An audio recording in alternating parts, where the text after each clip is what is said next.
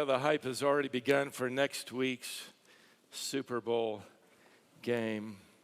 More than 100 million people will watch it in this country alone.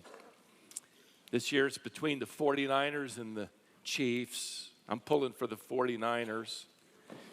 Actually, I'm not really a fan of the 49ers, but their quarterback is an underdog, and I've heard he's a Christian, and I'm pretty sure the quarterback of the Chiefs is not. Now, some of you are diehard 49er fans. Can I see your hands? Two of you. Okay, great. Well, I'm actually with you on this one because not because I share your opinion, but because we have a common enemy, the Kansas City Pagans. I mean Chiefs. Now, are there any fans for Kansas City in here?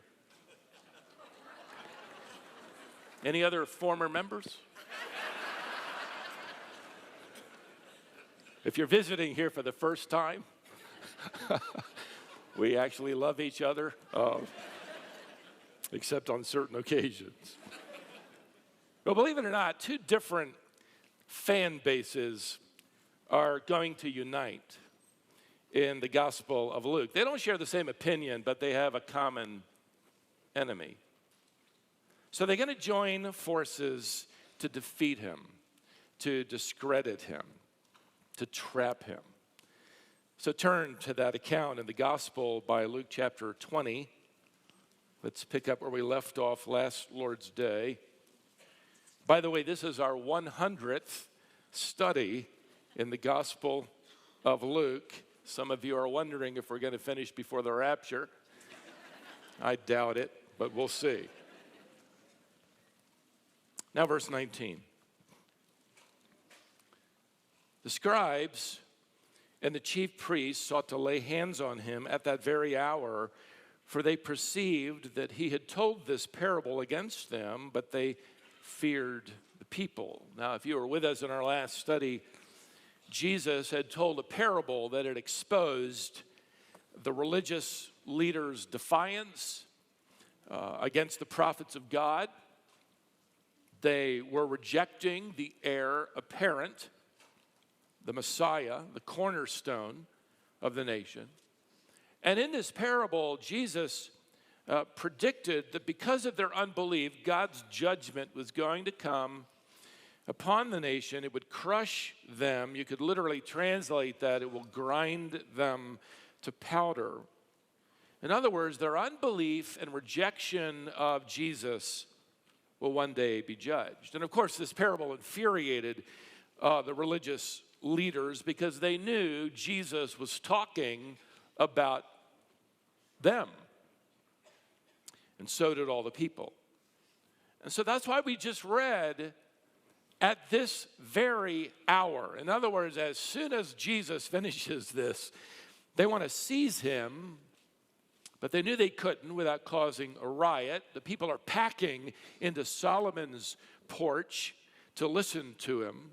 And remember, the people have only recently announced that he is their king.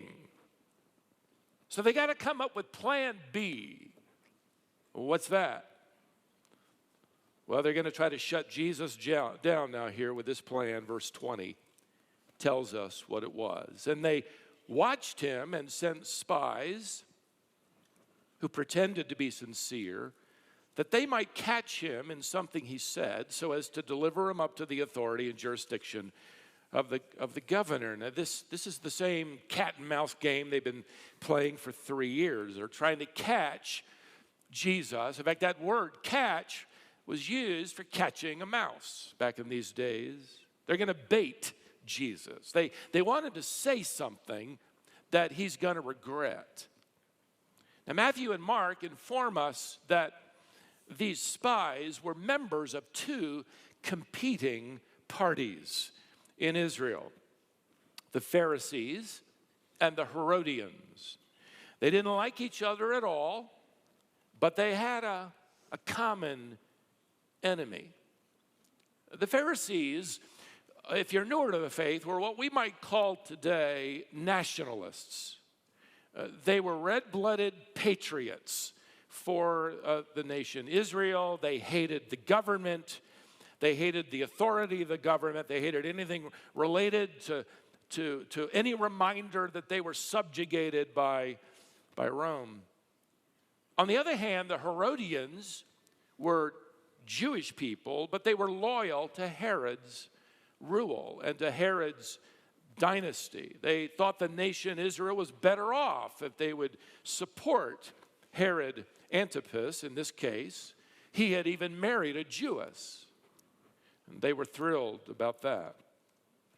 The Herodians were a political party.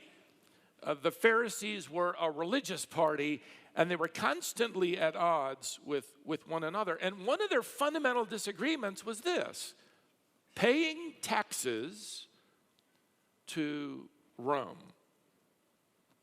Now, keep in mind that the law of Moses didn't provide any counsel on how Israel was to pay taxes or tribute to a conquering nation. And that's because in the days of Moses, Israel was the conquering nation. So this had become a hotly debated issue for decades. Now, what the Pharisees and Herodians do is they get together and come up with this plan. They're going to pretend that they're just having a little friendly debate, and they want Jesus to settle it. Not just for them, but for the nation. I mean, since Jesus is effectively the king of Israel, right? Well, what's he going to do about paying taxes to another king, the emperor of Rome? So they approach him here, verse 21. They asked him, "Teacher, we know that you speak and teach rightly and show no partiality, but truly teach the way of God. So we want to become your disciples now." Well, shouldn't that follow what they just said about Jesus? They shouldn't follow it with a trick question. There ought to be some conversions here. Jesus, we know you're right. We know you speak the truth. We know you're a man of impartial integrity. We know you're telling people how to walk with God. So we're going to try to trip you up. Well, the truth is they didn't believe anything they just said about him. They're just trying to butter him up so they can set him up and then hopefully bring him down. I was reading the wonderful commentary on Luke and this text by Kent Hughes, and he gave an interesting side note on the difference between flattery and gossip. He writes this: gossip is saying things behind someone's back that you would never say to their face. Flattery is saying things to someone's face that you would never say behind their back. And let me tell you, this group of men would never say these things behind Jesus' back. This is just sheer flattery. Now, let's get to their trick question, verse 22. Is it lawful for us to give tribute to Caesar or not? Simply put, should the Jewish people pay taxes to Rome or not? And again, these are fighting words. Blood has been spilled over this debate. And to give you an idea of how violently people felt about this debate, back when Jesus was a little boy in 6 AD, a Galilean Jew mounted a revolt there in Jerusalem against Rome, and his battle cry was this: God's land and God's people will no longer acknowledge the Roman government and no more taxes. And that started a war. The revolt was eventually crushed, but in the aftermath, it created what was called the Zealot movement, a nationalistic, patriotic movement among the Jewish people. And by the way, you might remember when Jesus selected his 12 disciples, one of them was Simon, not Simon Peter. Luke introduced him to us back in chapter 6 as Simon, the one who is called a zealot. I mean, Jesus just brought one of those guys right into his discipleship training program. Must have been interesting, especially trying to keep him away from Matthew, the tax collector. Now, here's the tricky part to this tricky question. Everybody's probably leaning in to hear his answer. Why? Because he's obviously stuck. If he answers, don't pay your taxes, he could be charged with treason, arrested by the Romans.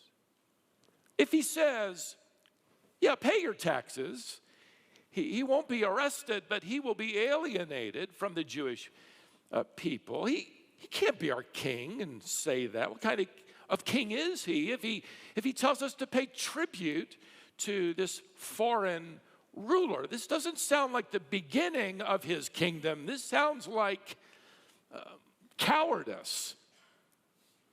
He'll be discredited.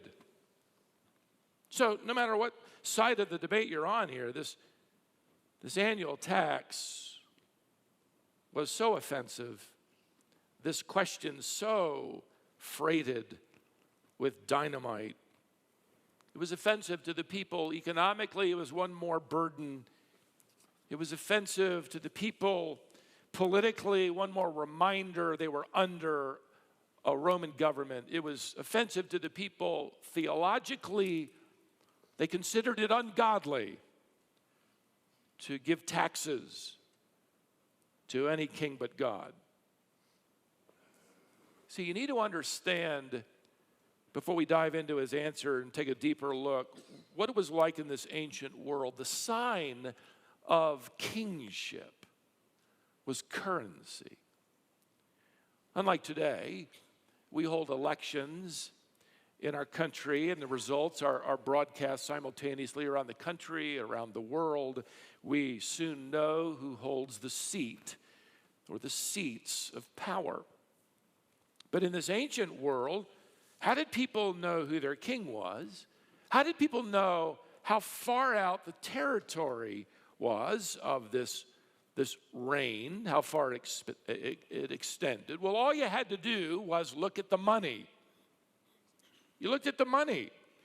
Every new emperor minted coins with their image, in all humility, right there stamped on the front. And throughout the entire life, by the way, and ministry of Jesus, there was only one emperor. His name was Tiberius Caesar Augustus.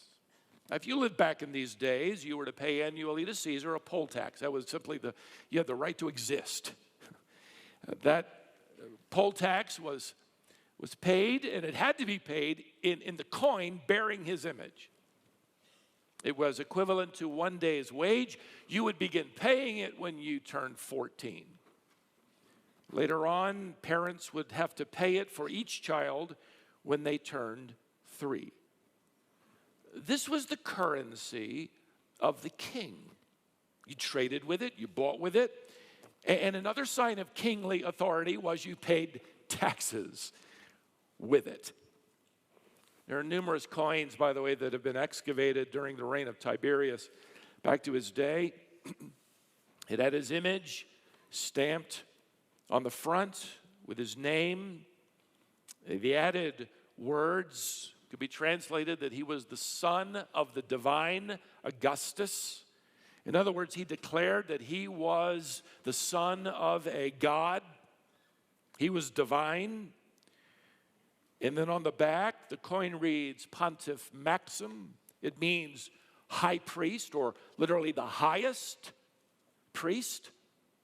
So Tiberius claimed not only political supremacy, but divine supremacy. He also claimed the highest position of religious supremacy. He was announcing with his coin that he was king of everything. Jewish people, you can imagine, considered these coins to be idols. They bore the image of a false god. They were not to acknowledge the existence of any god but Yahweh. So to pay Caesar this tax was considered to be treason against God. To the Romans, to withhold the tax was to be treason against Caesar.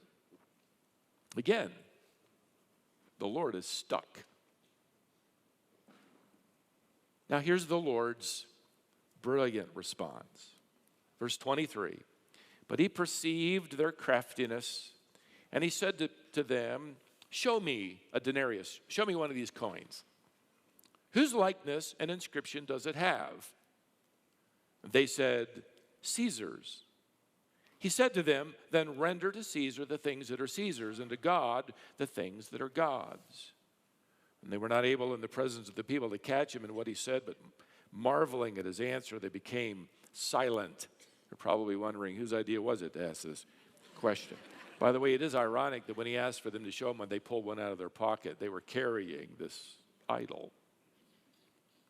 Today, historians and theologians agree that what Jesus answers here has become the single most influential political statement ever made.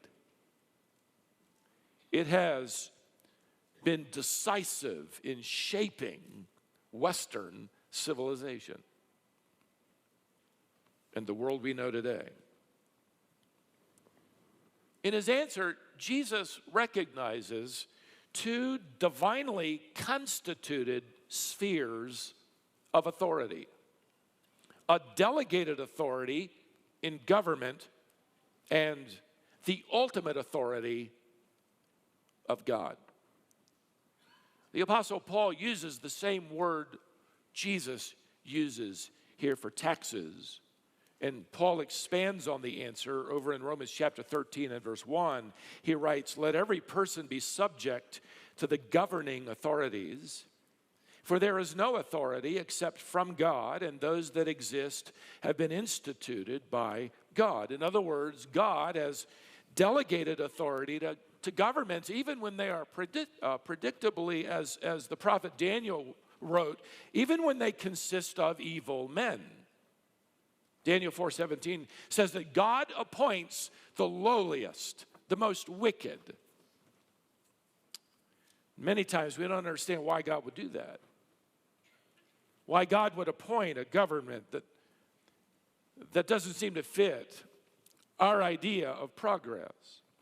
What's God's long-term plans and purposes, what they might be, especially when the leadership is evil and oppressive,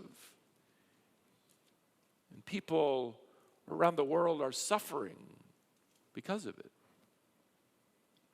This year is the 100th anniversary of the death of Vladimir Lenin.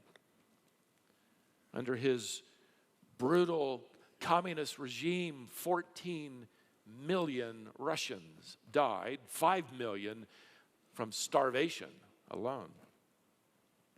When he began his rule, there were 54,000 Orthodox churches in the Russian Empire. When he died, there were less than 500. He hated God, and he hated people. The purposes of God are sometimes difficult to discern, even when the ruler is as wicked here as Tiberius, a cruel man who enjoyed watching people thrown off cliffs at his command simply because he tired of them. He enjoyed watching people tortured. He personally invented ways to inflict pain. He was a bisexual pedophile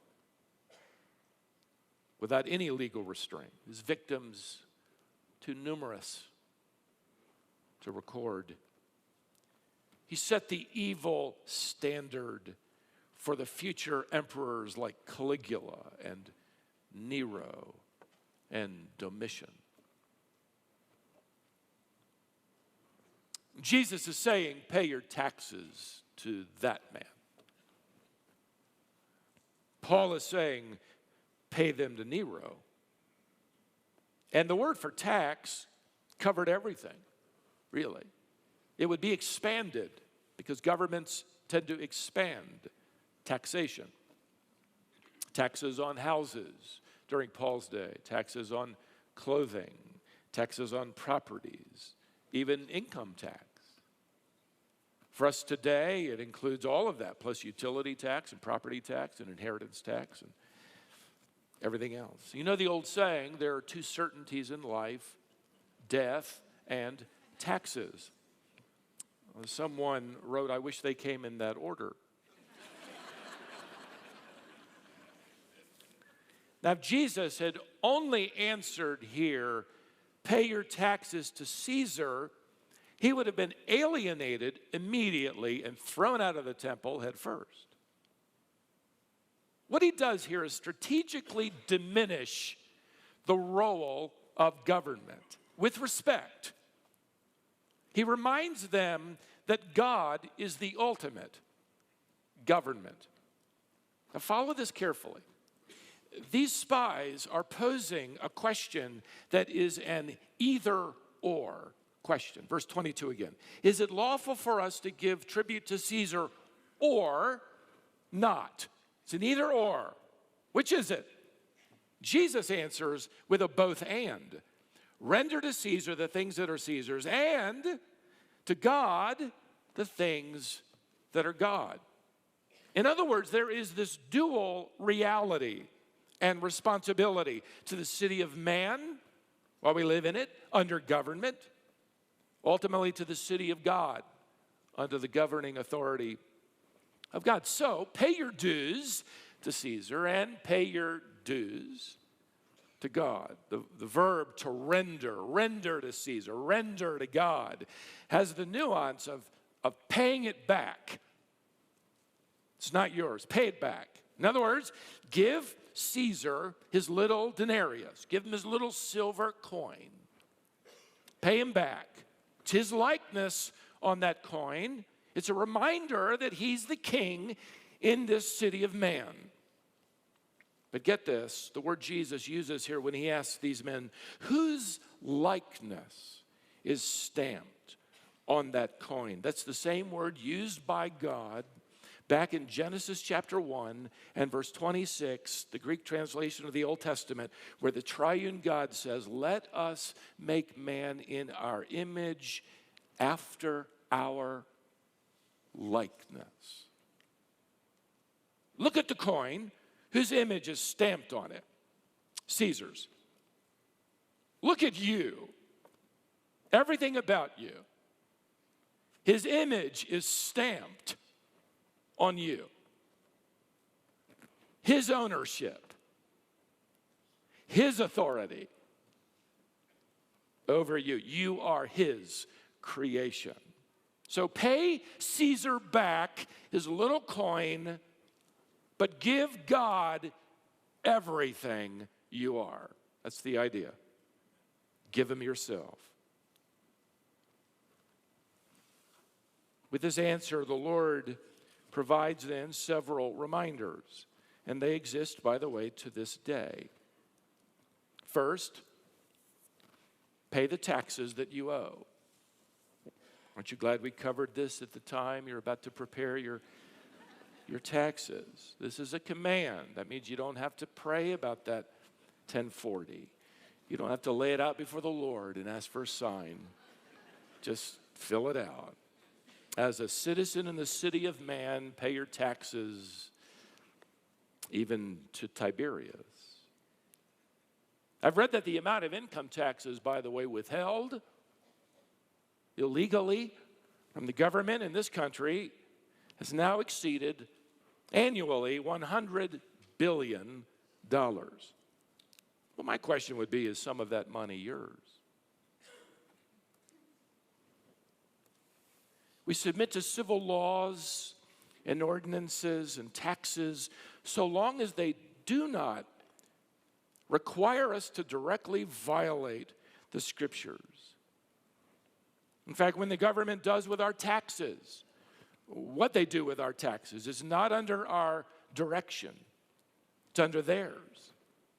They're going to give an account for what they did with it one day.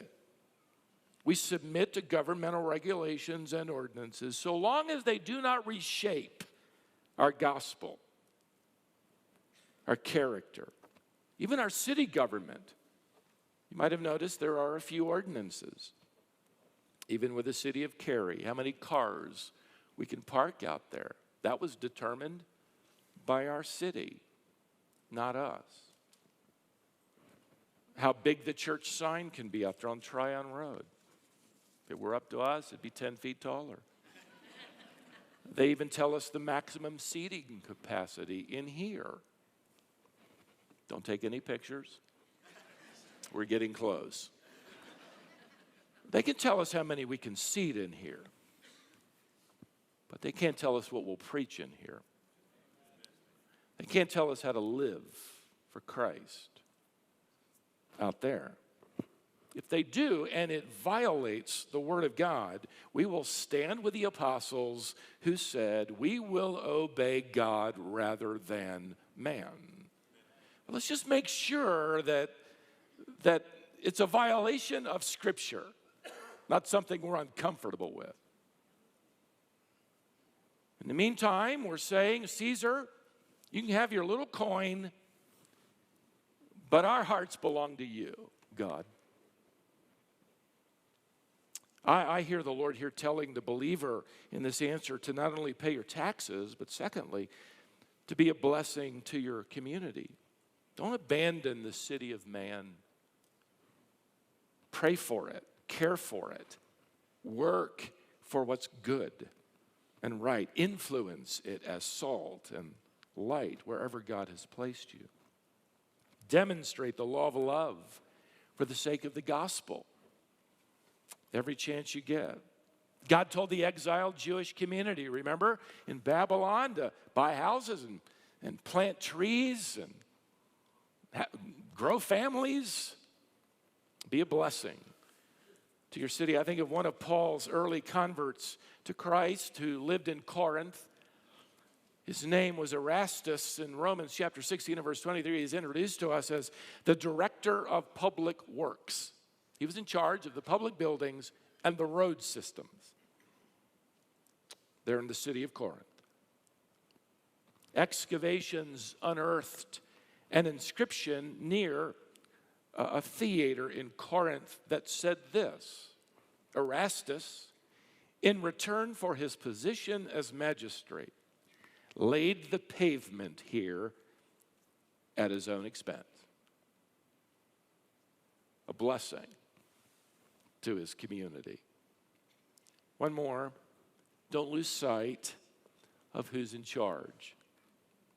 As we live out the gospel and make disciples of the nations, let's remember our King is ultimately in control of all things, even the governments of the world.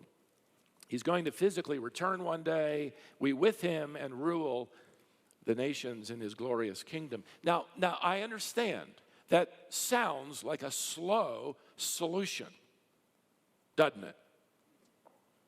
We'd like something a little faster, especially when your country seems to be sliding backward instead of moving forward.